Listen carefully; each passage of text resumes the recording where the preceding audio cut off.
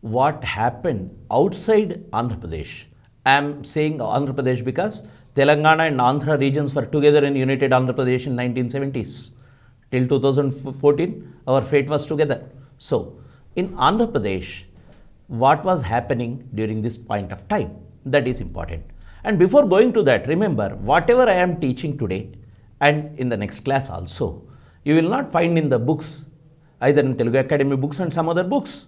But these questions are important. The points are important in your bits. In many of the TSPSC exams, they have asked some of the bits which is outside these prescribed books. So I am trying to give you more number of points related to Naxalite movement, objective bits plus a conceptual aspect of Naxalite movement. So now coming back to our topic, that is Naxalite movement in Telangana. We are talking about Telangana's Naxalite movement, but before Telangana there was an area which is completely active and taken up the Naxalbari struggle in its region, that is Srikakulam armed struggle. Srikakulam armed struggle happened between 1967-1970, that is 3 years of period. Then it was inspired by Naxalbari, that is happening in Bengal. CPM leaders of the district came out of CPM and launched this struggle. And the struggle in the tribal areas, because tribal areas were the areas which were completely infested. I am using the word infested with the exploiters. Infested with the exploiters. Why infested I am saying means so many money lenders, outsiders and the forest department officials. All these people were exploiting the tribals. So tribals were the people who were the main victims. And CPM leaders of the district like Vempatapu Satyam, Adibatla Kailasam, Subbarao Panigrahi, Panchadi Krishnamurti and Nirmala, all these people were locals and these people took up the struggle and great Srikakulam armed struggle happened. This Srikakulam armed struggle has brought many questions to the fore. That is, whether the people, the students, intellectuals, teachers, writers, are they on the side of the toilers or the oppressors? Are they on the side of the toilers or the oppressed or the oppressors? Piditula Pakshama, Pidinche Vala Pakshama. This was a question raised by Srikakulam movement that has inspired a generation of educated in Andhra Pradesh. Telugu speaking youth, students, teachers, intellectuals, lawyers, everyone was inspired by this movement, and that is helping the movement to come into Telangana. This is a direct link from Srikakulam to Telangana. It is not Srikakulam completely separate because Srikakulam movement was completely suppressed by Jalagam Vengalrao by 1970. But Srikakulam did not stop there. Srikakulam movement has its echo or its sound made in Telangana too. Because in all aspects of life in Andhra Pradesh, in Telugu cultural milieu, Naxalbari and Srikakulam reverberated.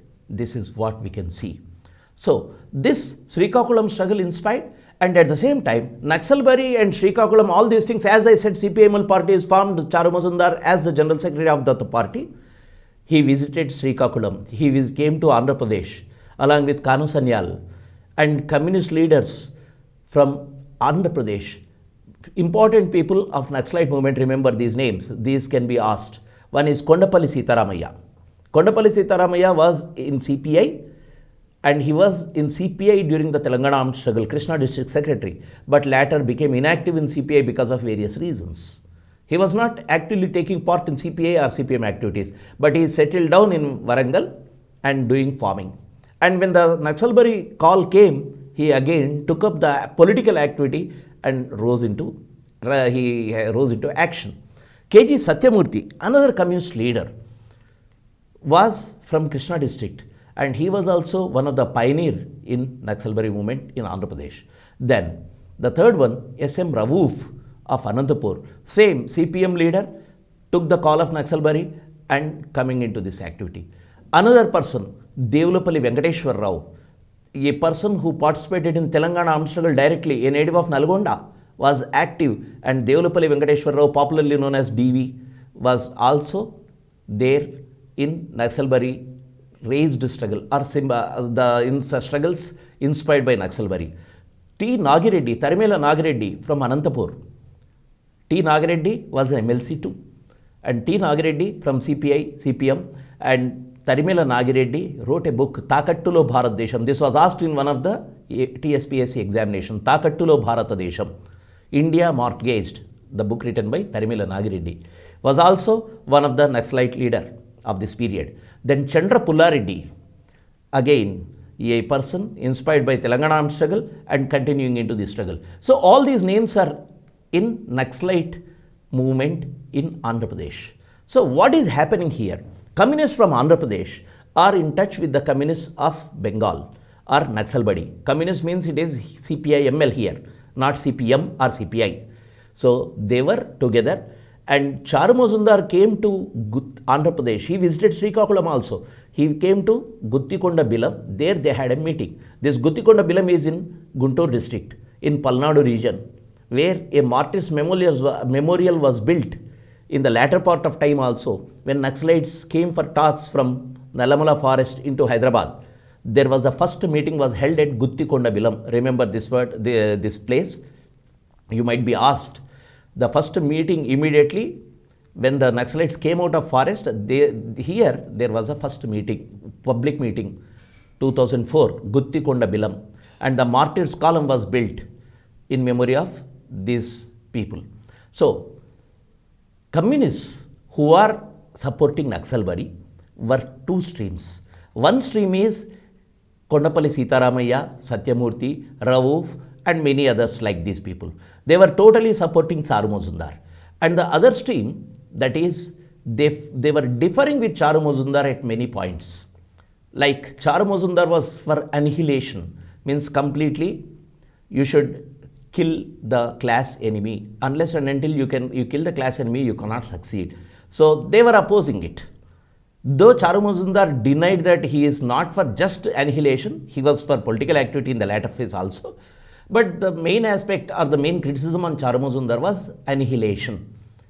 So, against mass organizations, Charu Mazumdar did not advocate building mass organizations for revolution, because before Naxalbari, CPI or CPM had many mass organizations.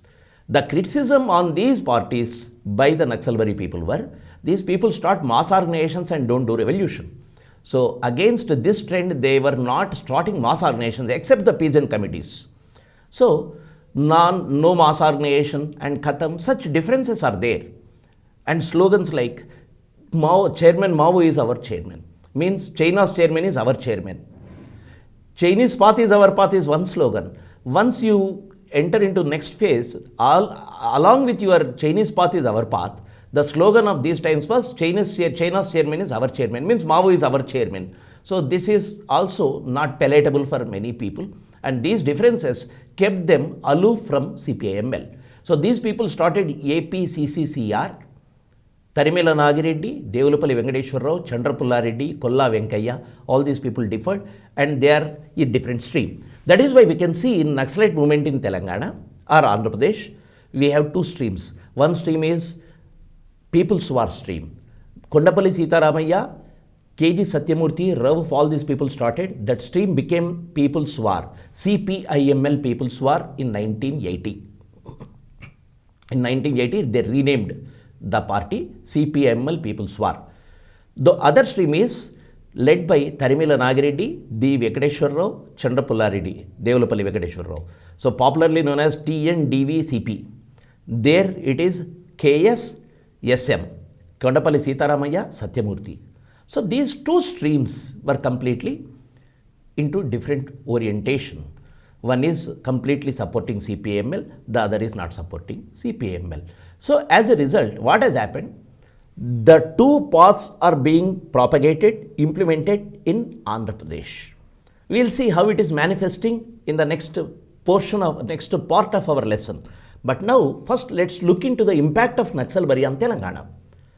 Because we talked about Naxalbari, it spread, but the Naxalbari's impact on Telangana. Why Naxalbari is appealing to Telangana? 1969, Telangana was into agitational mode. Students, youth and intellectuals were fighting for separate Telangana, and it went into setback. Once any movement which was so militant, fighting for a great task, great right, is into setback, the desperation, the agony, the pain will be translated into something else. Sometimes it goes into negative aspect also, but this time it took shelter, that feelings, and the people who were in Telangana movement, 1969 movement, immediately jumped into Naxalite movement. Very interestingly, in 1969 itself, in May itself, Chennareddy was warning the government, saying that if you don't resolve the issue of Telangana, they may go to Naxalism.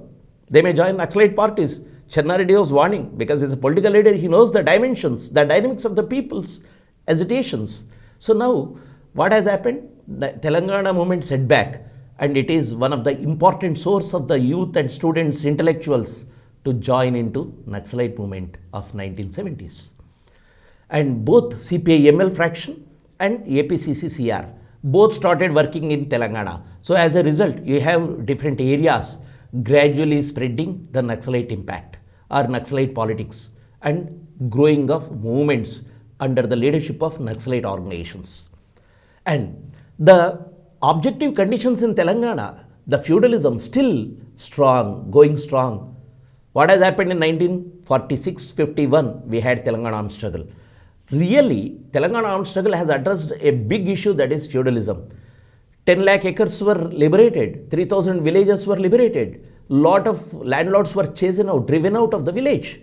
But do you think it is completely a successful revolution or a successful anti-feudal struggle? No. What has happened? The same feudal lords or the landlords who went out of the village when the heat was there in the village, means the movement was at its peak, came back into the village with a bang under the new dress code.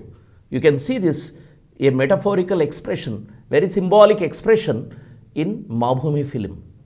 These people came back as the leaders of Congress. So the same landlord who was under Nizam is coming as a political leader into the village. So where is the feudalism? Is it gone or still there? So feudalism was still there. Even in 70s, we can see the intensity of the oppression, feudal oppression in Telangana villages. Doras were there. Economic oppression was there. Social oppression was there. Caste oppression was there. Women were oppressed, raped. And one of the tragic incidents we talk about, even Batukammas, Naxalite movement has brought one case, one incident in Karimnagar district in one gadi. Dora was ordering the Dalit women to play Batukamma, to perform Batukamma dance naked in his gadi. Do you see the oppression of the Dora in gadi in 1970s? So intense. So naturally, this is the ground on which the Naxalite movement will start, will begin. And the target is feudalism. So this is the objective condition in Telangana. And tribals, come to tribals. Tribals are completely alienated. Despite of having so many tribal laws, their land is alienated. Outsiders, non-tribals occupied the lands. There is no organization or a support to raise their voice. Sometimes Ramji Gond will come in 1860s or Komram Bhim will come. But where is the party in support of the tribals? So Naxalites addressed this problem. That is why Naxalism had a greater impact in tribal areas too in Telangana. Lastly, the students, youth, intellectuals, they are not into class struggles. They are not the peasantry to get completely exploited directly. But these people were inspired by the intellectualism of the Marxism, Leninism or Mao Zedong thought.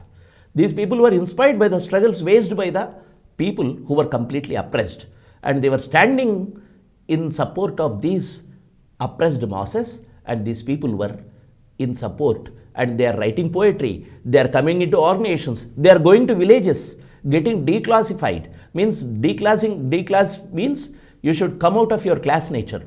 Go and join with the peasantry who are toiling, who are sufferers in the village. So they are getting declassed. They are going to the villages. So student, youth and intellectuals are the biggest source to spread Naxalite movement in this period. We will see how this has happened. Then, coming to the mass organizations, though the movement, the topic says spread and rise of Naxalite movement, they are not describing in detail. But without understanding the mass organizations, without understanding the role of different sections in Telangana society, you can't understand why this Naxalite movement has grown to such an extent. So, Naxalite movement has a bigger source in student movement.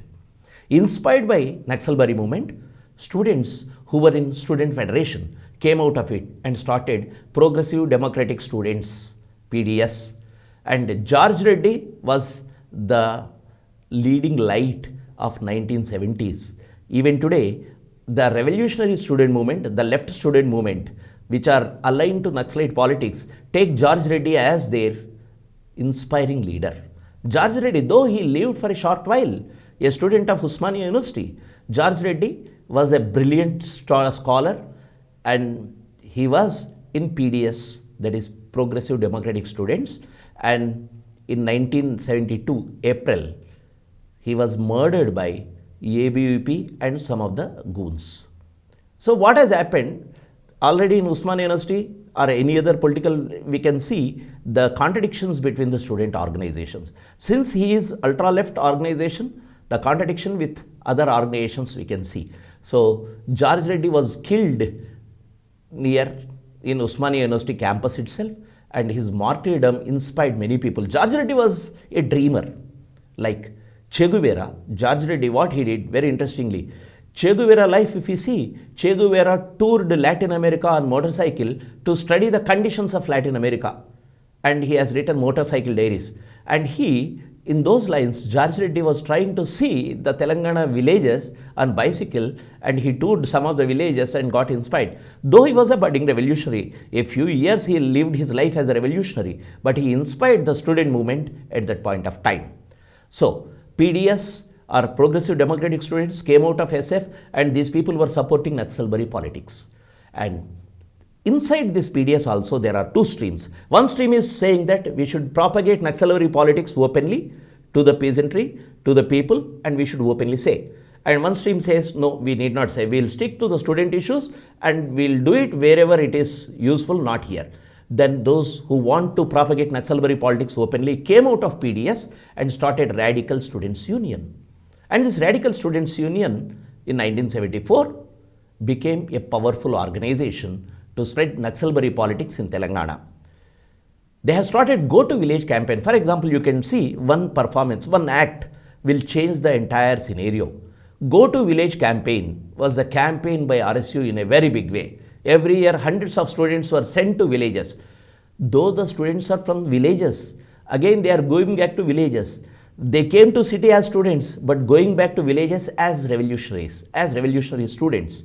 Going back to villages, not to their own villages, some packets they will be selecting, and this team, 5, 10, 15, this team will go to the villages, know the problems of the people and understand it, start organizations. Like if the problem is about the bonded labor or wages, they will start peasant organization. Like that, student organization became a big instrument in organizing the peasantry or the people in the rural areas when they started this Go to Village campaign.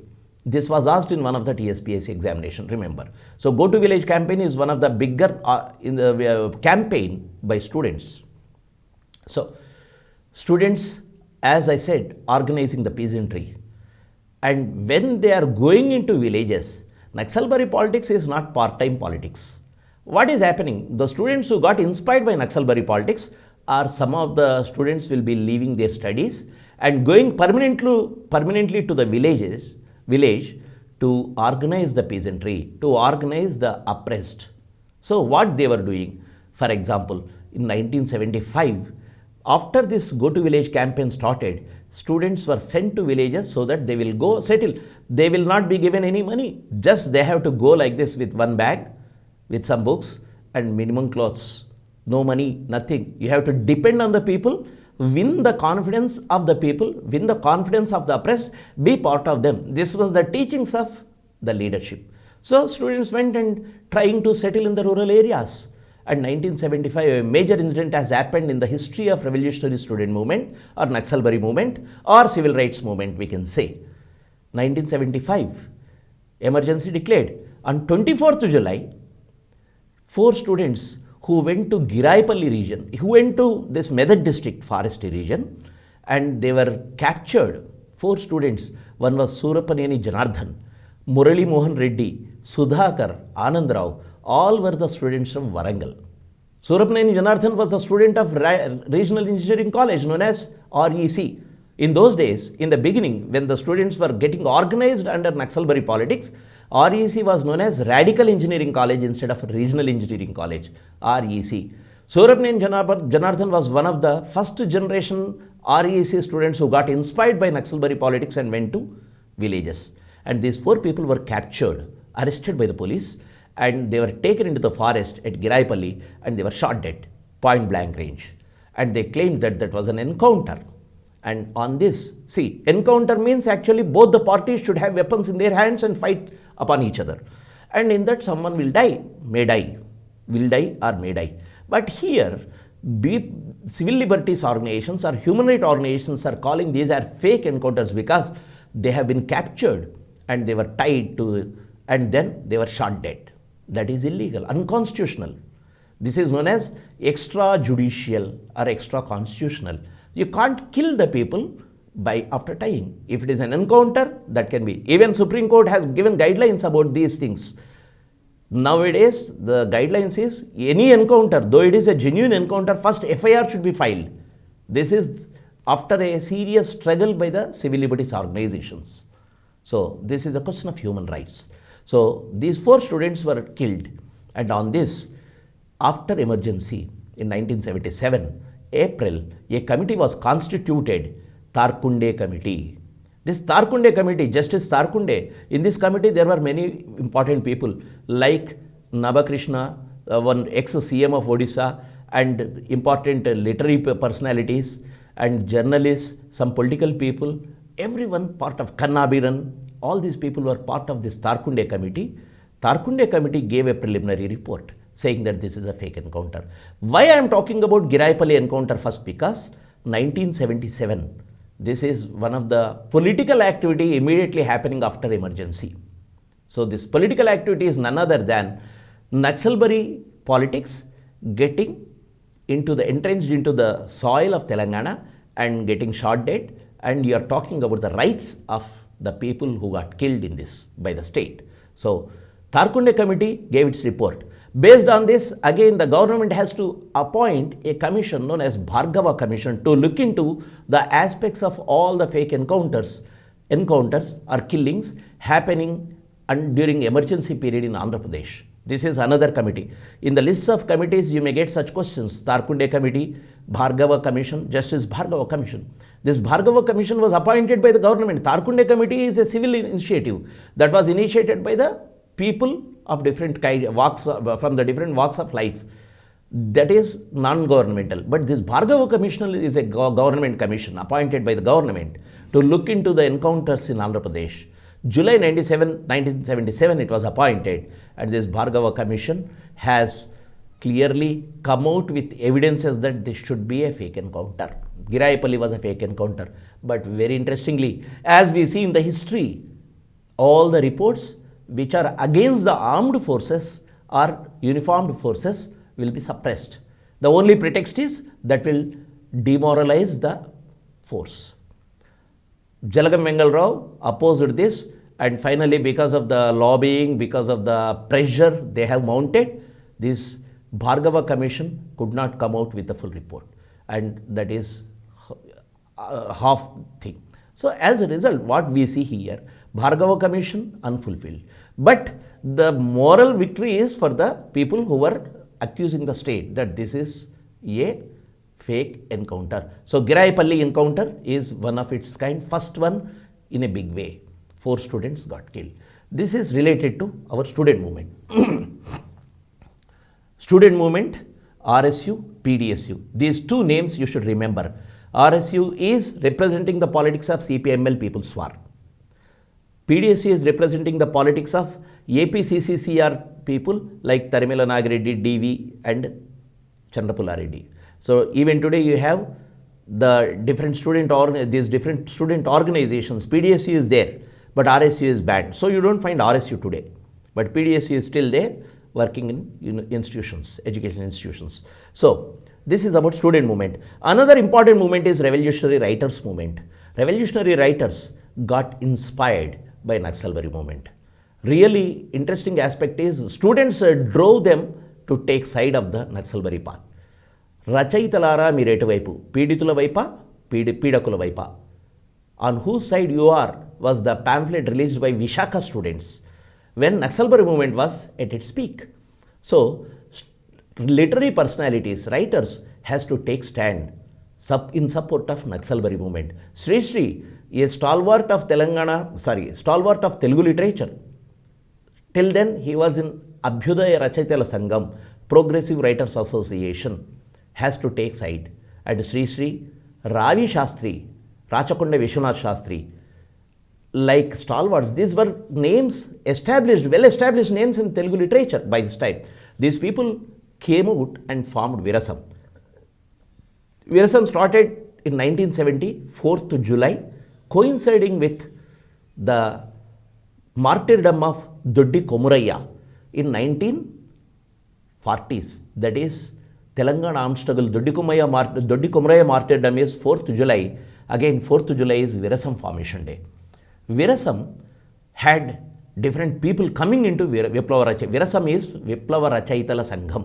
In English, we call it as Revolutionary Writers Association, RWA. In Telugu, short form, that is Virasam. So, Virasam came in 1970, 4th July. And another organization is Janasahiti. In Virasam, Digambar Kavulu, like Cherabandaraju, Nagnamuni, Jwalamukhi, Bairavaya, Nikhileshwar. These 5 were under the group of Digambara Kavulu.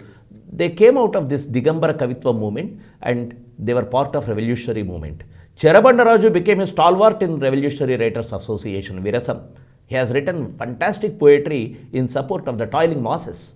And Varavarrao, part of this Tiragabadu Kaulu of this. This is, I said, simmering 60s. Simmering 60s expressed in different ways.